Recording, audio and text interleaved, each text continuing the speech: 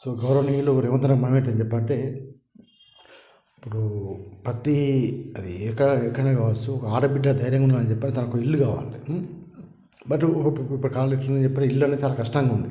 ఇల్లు అనేది ఇల్లు అంటే ఒక చాలా అన్నింటిలోకి చాలా కాస్ట్ అంటే ఇల్లే అయిపోయింది కదా. ఇప్పుడు వేలు లక్షలు దాటి కోట్లకి వెళ్ళిపోయింది ఇల్లు అనేది. సో బట్ ఏం చెప్పంటే ఒక ఆడబిడ్డ కదా కంపల్సరీ ఇల్లేది కావాలి కదా. ఇల్లు లేదు కనీసం ఇంటికి రాయినా కావాలి కదా. కాబట్టి ఏం చెప్పంటే ఖచ్చితంగా ఏం చెప్పంటే ప్రభుత్వ బాధ్యత ఏం చెప్పంటే ఎవరైతే ఆడబిడ్డ ఉంటుందో వాళ్ళకి కనీసం ఒక ఇంటికి రాయి కింద ఇల్లు ఇవ్వకుండా కానీ కనీసానికి ఇంటికి రాయి ఏం చెప్పంటే ప్రతి ఆడబిడ్డకు కనీసం 1,000 రూపాయలు ఇంటికి రాయి కోసం.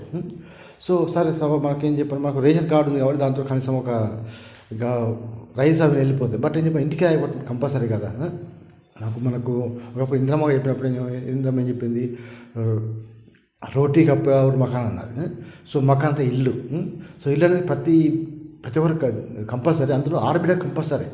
ఇప్పుడు మొగోడు అనుకో ఎక్కడ బతికేస్తాడు, వాడు రోడ్డు మీద బతుకుతాడు, ఏం కాదు మొగోడికి. బట్ ఆడబిడ్డకు మాత్రం కంపల్సరీ ఇల్లు అనేది కంపల్సరీ ఉండాలి.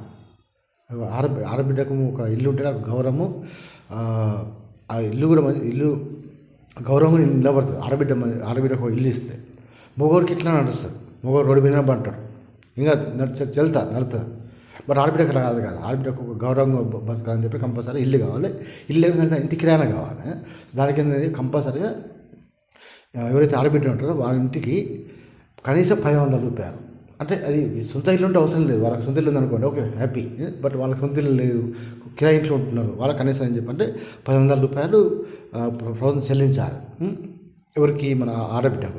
దేనికోసం చెప్పారు? ఇంటి కిరాయి కోసం. లేదు అబ్బాయి ఉన్నాడు, అబ్బాయి కనీసం ఒక 1,000 రూపాయలు, 1,000 వేస్తే ఓకే, ఒకన్నా ఓకే, ఇది అబ్బాయికి. బట్ అమ్మాయి మాత్రం కంపల్సరీ చెప్పంటే 1,000 ఇంటి కిరాయి కోసం కంపల్సరీ చెల్లించాలి. సో ఇది నా మనవి అండి. సో ఇది నిజమైన ప్రభుత్వం అవుతుంది. ఒక చెప్పండి, ఒక రకంగా చెప్పంటే ఒక ఇందిరమ్మ రాజ్యంలో ఇందిరమ్మ బాట, అదేవిధంగా సోమ్మ చెప్పిన బాటలో ఒక నిజమైన సంక్షేమ రాజ్యం. సంక్షేమ రాజ్యాల్లో కావాల్సిన ఇవే ఏం చెప్పంటే రోటీ కప్పుడు ఆరు మకాన్ అనేది మంచి ఆప్షన్స్. బట్ ఏం చెప్పంటే ఏం చెప్పంటే ఒక ఇందిరమ్మ ఆశయాలు అవి. బట్ అది సాకారం చేసే విధంగా మనకు ప్రతి కాంగ్రెస్ కార్యకర్త ప్రయత్నం చేయాలి. అవుతుంది. సో ఆ విషయంలో మనకు రేవంత్ రెడ్డిని మనవి చేస్తున్నా, కొంతవరకు అవుతుంది కానీ ఇంకొంచెం బాగా కావాలి. సో దానికి ఇనిషియల్ కావాలని చెప్పంటే ఖచ్చితంగా ఏం చెప్పంటే ఆడబిడ్డకు మాత్రం ఖచ్చితంగా ఇంటికి రాయి కింద 1,000 రూపాయలు ఇవ్వాలి. ఎవరికి? ఇది సొంత ఇల్లు లేని వాళ్ళకు. లేదు వాళ్ళకు ఉన్న ఒక పెద్ద స్లాబ్ మంచి బిల్డింగ్ ఉంది, స్లాబ్ ఉంది, ఆల్ట్రా పాష్ అపార్ట్మెంట్ అంటే అవసరం లేదు. దాని మంచి లగ్జరీ అపార్ట్మెంట్లు ఉన్నాయి, పెద్ద బిల్డింగ్లు ఉన్నాయి, లక్షల కోట్ల ఉన్నాయి, అవసరం లేదు. బట్ ఏం చెప్తే పేదింట్లో ఉన్నారు, కిరాయి ఇంట్లో ఉన్నారు, రేగుల ఇంట్లో ఉన్నారు, అర్థమైందా, పూరింట్లో ఉన్నారు.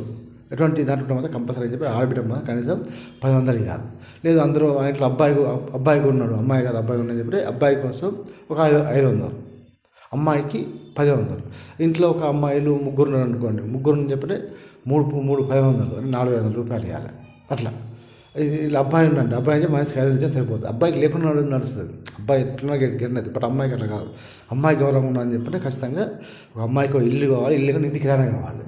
సో ఆ విషయం నేను గౌరవనీయులు రేవంత్ మనం చేస్తానని చెప్పి ఖచ్చితంగా ఇది ఆలోచించాలన్నా ప్రజాప్రభుత్వం యొక్క కనీస బాధ్యత అని చెప్పంటే రోటీ కప్పుడు మకాన్ అనేది ఇందమ్మని చెప్పింది. దానికి కంపల్సరీ అని చెప్పంటే ఆడబిడ్డకు కంపల్సరీగా రేషన్ కార్డు ఇస్తున్నాం, బాగుంది. బట్ దాంతోపాటుగా ఖచ్చితంగా ఇంటికి రాయి కింద కనీసం 1,000 ఇవ్వాలి ఆడబిడ్డకు. ఇది నా మనవి అన్న. Thank you much.